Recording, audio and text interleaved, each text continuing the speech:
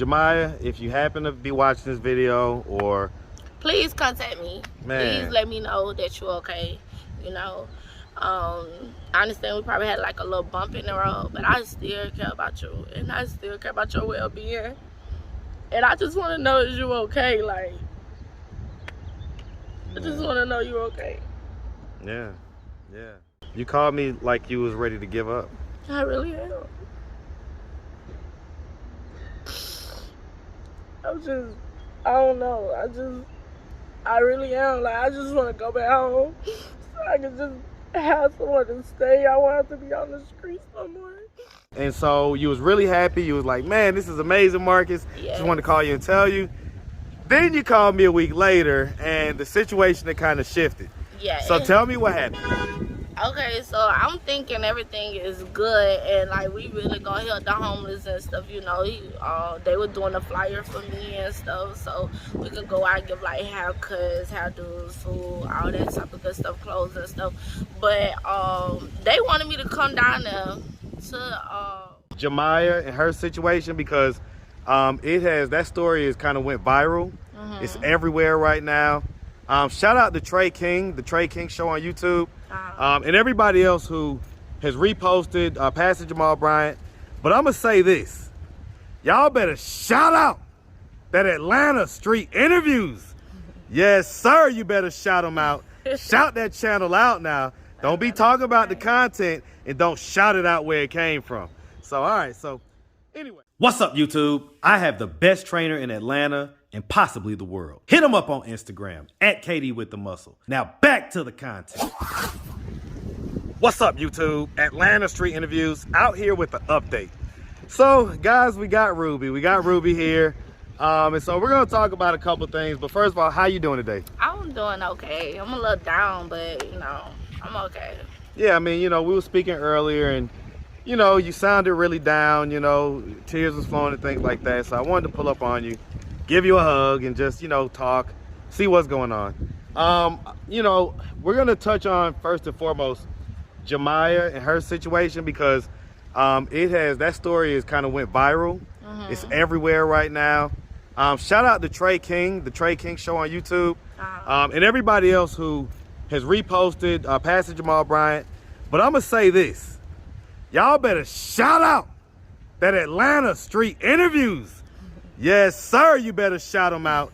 Shout that channel out now. Don't be talking about the content and don't shout it out where it came from. So, all right, so anyway, now that we got that out the way, so what has been going on? Well, about the Jamiah situation. So yeah, let's first talk about that. So, you know, as far as we know, the last time we spoke to Jaden and her family, she, you know, left Chicago. It's speculated that she's down here in Atlanta, but does anybody really know that?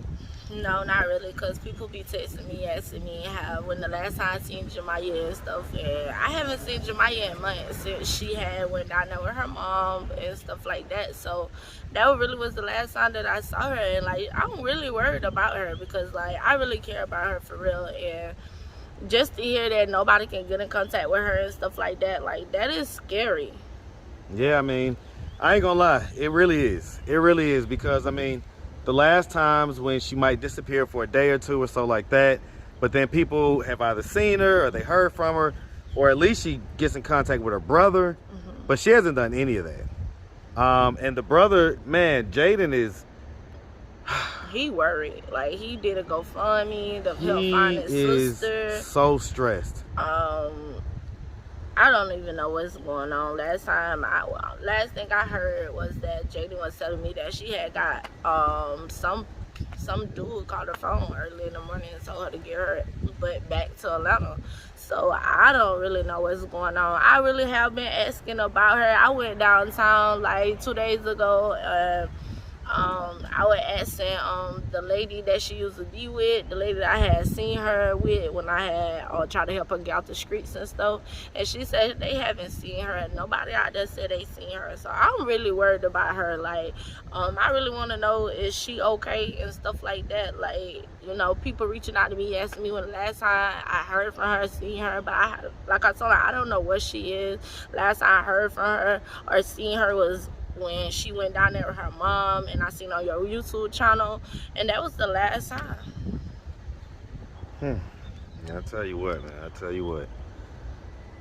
Man, I tell you, Jamiah, if you happen to be watching this video, or please contact me. Man. Please let me know that you're okay. You know, I understand we probably had like a little bump in the road, but I still care about you, and I still care about your well-being. And I just want to know that you're okay. Like, I just want to know you're okay. Yeah. Like, you still got people that's out here care about you and stuff. Like, I didn't know her from a can of paint, and I held her like on the streets and stuff. I felt so bad for her. Like, I was trying to do everything I could to try to protect her and stuff like that, you know.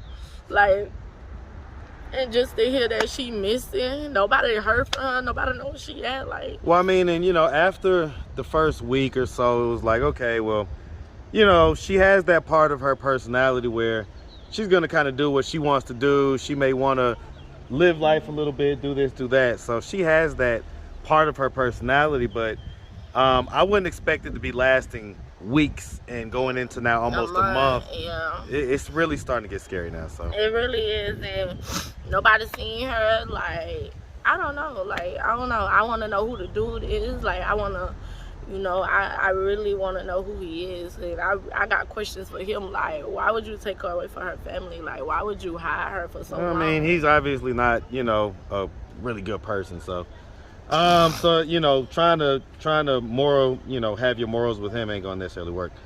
All right, so okay, so that's the situation with Jamiah, and so, you know, people have reached out to you too, right? So a lot of people have reached out to you. Yeah, they were asking me to call. Well, no. I mean, even just about your situation. Oh yeah. So, you know, you had called me about 2 weeks ago now. You was really happy because some folks from, I guess, a church or something like that had... That was the folks from Fayetteville, North Carolina. Right. I forgot the dude's name. Well, I mean, let me tell you what you told. Let me tell them what you told me first. So, okay. At first, you was happy. You was like, man, the church group came down. They wanted to help me out. They want to get behind me as far as the different initiatives that I want to do to help the homeless. Yeah. And so you was really happy. You was like, man, this is amazing, Marcus. Yes. Just wanted to call you and tell you. Then you called me a week later, and the situation had kind of shifted. Yeah. So tell me what happened. Okay, so I'm thinking everything is good, and like we really gonna help the homeless and stuff. You know, they were doing a flyer for me and stuff, so we could go out and give like haircuts, hairdos, food, all that type of good stuff, clothes and stuff. But they wanted me to come down there to Fayetteville and to see how I like it or whatever, to try to get a job. But that ain't something that I wanted to do because I'm already in a homeless shelter, you know, and I'm trying to make it through them already, and I don't want to go down there and something just happen. Start over with a situation that you don't really know nothing about. Correct. So what were they really trying to do though? I just feel like they trying to put me in a poly relationship for real, because he was just telling me about his girlfriend. Then he texted me one day and was like, let me get a backshot. And he kept talking on the phone, like, even before. So was this guy like a pastor or something, or was he just a guy, just some guy? He was some guy, but he was connected with a lot of people, and okay. A lot of people was on the phone, so it was like different types of people. Like, we supposed to have the talk show and stuff, and it was just a lot of stuff. But I supposed to came down there. He was gonna give me a ticket and stuff. I had to talk to the young ladies and everything, but he was telling me like, oh, I already told them what's up, and they already know how I'm rocking and stuff. And I'm just like, well, how you rocking? Because I don't know. Like, I'm thinking that you was really trying to help me for real. So I'm like, I was so excited. I done told my sister that what's going on. I done told you what's going on. I was really excited because I thought that, you know, there was something real for real. But in reality, it really is not, because he wanted to be in a poly relationship. He wanted to see my butt, to see what my butt looked like. He told me, yeah, I knew you were thick as fuck, because when Marcus went back and came back up with the camera like that, I was like, man. So I'm like, then he texted me yesterday and said, I think I did something wrong. I'm sorry if I pushed you away. you know. And I just don't got time for stuff like that. So, what do you think he ultimately wanted? The fuck. So it's just an elaborate scheme to just get some, get some. And cause he kept saying, yeah, I'm gonna get you a suite or whatever. You ain't got to stay in the homeless shelter no more. But I feel like if I'm trying to strive for good, I feel like you should be behind me and be like, no, you shouldn't leave. Just continue doing what you're doing so you can get to the next step instead of you telling me to just drop everything and come. Like I just know you. And you say they came down to Atlanta. Yes, they was downtown and. Yes, they had came down. They were downtown looking for me, Jamiah, Jaden, and Chris. And they had got in contact with Chris. This is what he was telling me or whatever. He had got in contact with Chris or whatnot, and he was like, the main thing that he came for was me or whatever. And I'm like, why did you come for me? Because he sent me $1 on Cash App. And like I usually don't call people that send me $1 or whatever or any type of money, and they be like, call. You know what I'm saying? I usually don't, but son just told me to call them. They were talking real good and stuff. So then, make a long story short, yeah. So he told me he was coming back through. He had called me when he was down here. It was like on my birthday. No, it was the day before my birthday. Yeah, he had called me, told me he was down here. I had met him at the store, whatever, and it just didn't seem right. Like, you know, the way he hugged me, I didn't like the fact that he just hugged me face on with his penis, like, you know, facing me or whatever. What? I ain't like that. I felt like that. He was like, girl, you better stop. And like right there, I felt like he was trying to say, you better stop before you give me a hard on or whatever. So that what came through my head, and I just felt very uncomfortable. Then he took me over there. We had went over there to, he was in his work van actually. We had, where did we go? Norcross or something like that. We had went to go get something to eat, and then I had hopped in the car with this car with the other lady that was driving. She was talking to me about my situation, but I really wasn't just comfortable talking to them about what's really going on, because I don't know her for real, you know what I'm saying? So, and she was like, she really wasn't a girl for real. Like, she was like she was a girl. She was just like a stud or something like that. Okay. And I don't know what they had planned it or whatever, but I was like, well, I gotta go or whatever like that. She was like, well, I could take you home. I told her no or whatever. I just got a lift from wherever we was eating at Zaxby's. I just got a lift and just left, and he was calling or whatever. I ain't pick up. Then like 4 days later, he had called. I had picked up or whatnot. He was telling me to come on down. He was sending me the bus tickets and everything, how much it was and stuff. And I'm just like, oh my God, like, what is really wrong with this person? Like, he really was moving so fast. And like, when he talk, it's like he have to throw something sexual in there. Like, they don't be right off the bat, but he have to throw something that talk about pertaining to sex. And so do you think he just wanted some, or do you think he was even more sinister to where he might have had plans on trying to traffic or doing stuff like that? That's what I was thinking. Like, I don't know what he thought, how far it was gonna go or whatever. But you know, I was just thinking like, why would he pick me out of all people? Like, it's so many I interview with tons of young ladies, so it's a lot of people, and all he could say is, "Oh, I seen the way you were looking." I was like, "Yeah, she did," and that right there just.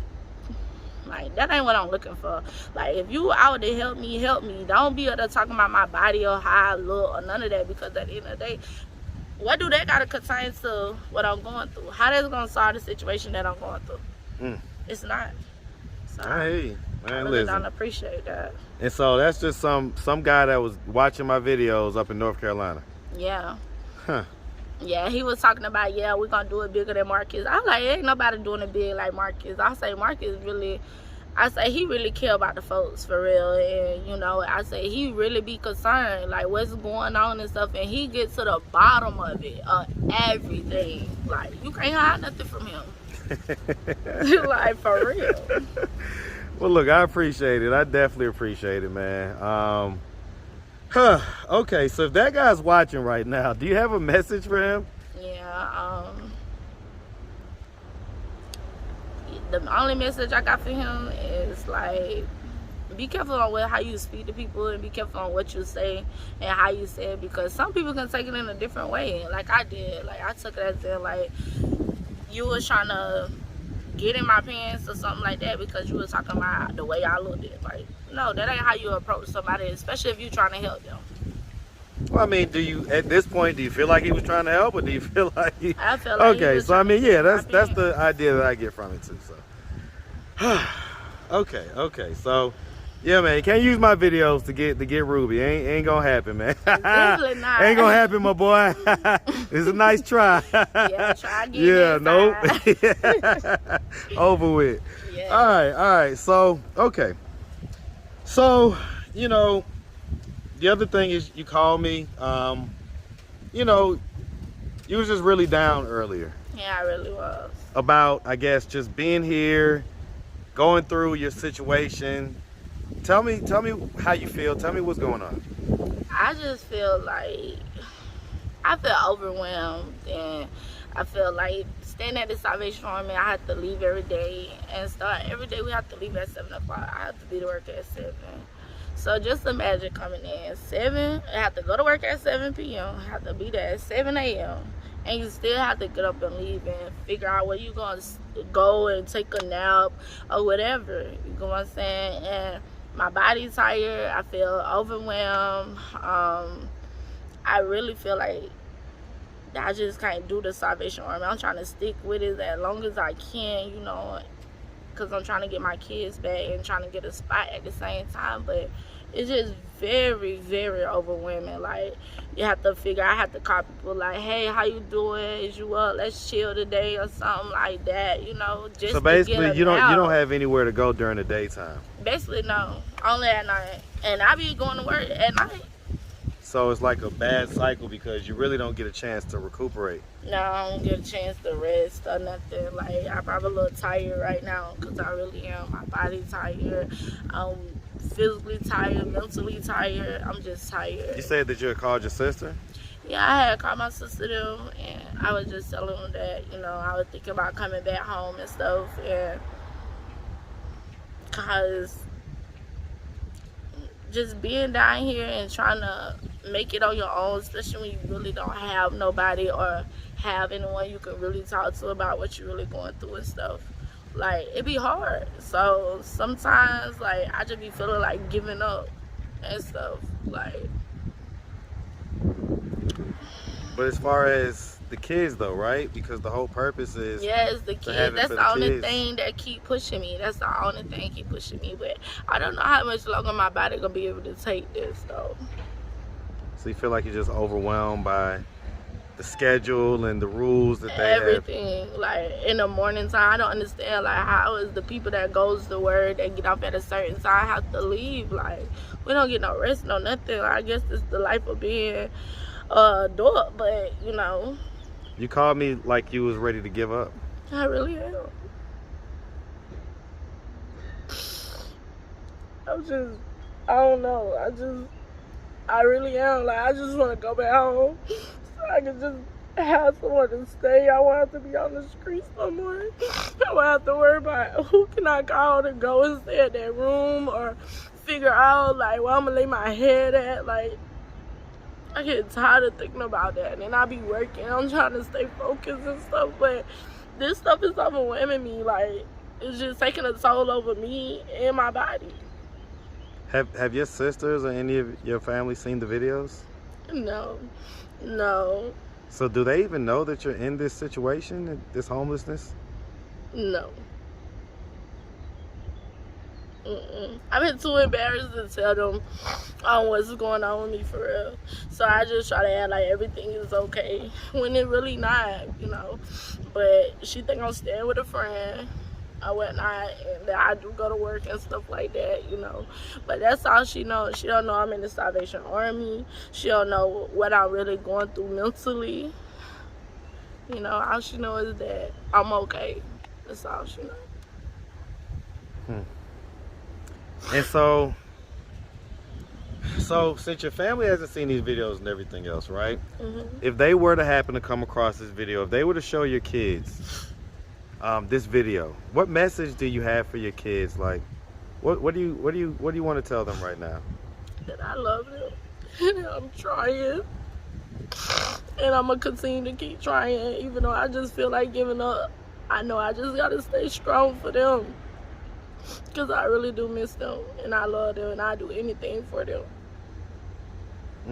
Even fight the exhaustion of this kind of cycle and this. And everything. This child too passed. Like,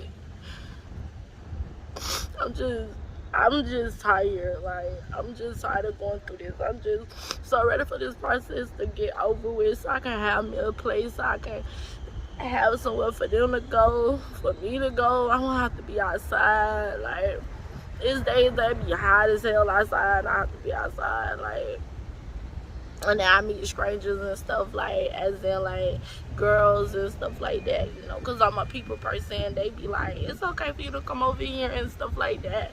So I talk to them and stuff, and, you know, I come over there and stuff like that just to get some sleep sometimes. And sometimes I don't even get that. Like, sometimes I don't even get no sleep. Yeah. I get it, man. I get it.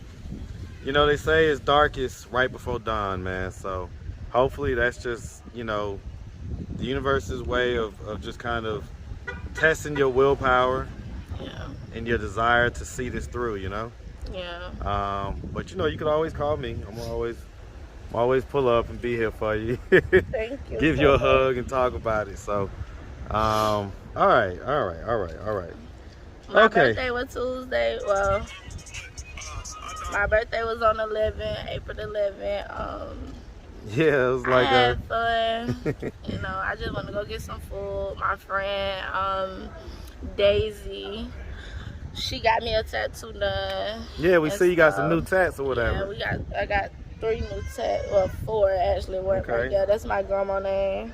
Then I got my mama name right here. Then I got this one. Then I got one right here. Okay. And whatnot. And she been here. So you enjoyed your birthday? Yeah, I did. Yeah, I mean, because like you say, the day before, you had the people come, and that seemed like it was like really going to be a positive thing, and then your birthday happened. I was so happy. You was like on a high for those few days, man. Like, I really was, and I really was believing into these people and stuff like that. Like, and now that I realize that you just can't believe everything a person say. Yeah. I tell you what, man, actions speak louder than words, so. Yeah. Yep, 100%, so. All right, well, listen, Ruby, if anybody out there wanted to reach out, help or donate, do you have a way that they could do that? Do you have a new Cash App? Do you have all that stuff? Yeah, I do. What's the new Cash App? It's Ruby Clay 244. Okay. And I seen that a lot of people had sent me some money on there. I really appreciate it. I know a lot on had failed or whatnot, and I know a lot on had failed, but it's bad working now, so I had to verify everything. Okay. Well, yeah, I mean, you know, Pastor Jamal Bryant had you know, said that they had all these things that they was going to offer Jamiah as far as schooling and housing and all this stuff. And so, you know, I'm going to say that there's also people like Ruby that could use that same help and are probably in a position to take better advantage of it than, you know, someone like Jamiah right now, who's still kind of, you know, finding herself, you know? Yeah. And so, you know, we hope that whoever happens to come across these interviews that can offer some help, reach out. AtlantaStreetInterviews@gmail.com. And, you know, you got Ruby's Cash App. Reach out. Yes. All right. So, you know, I'm here. I'm here with the camera. I'm asking the questions. I'm putting it on the platform so people can see it. And let's see if we can build some folks that can, you know, take the second half of it and really help out. So, like I say, we really appreciate you, Ruby. And of course, man, listen, you already know it. Stop it. You already know. So look, we definitely wish you nothing but the best out here, okay? Thank you so much. All right, sweetie. Be good.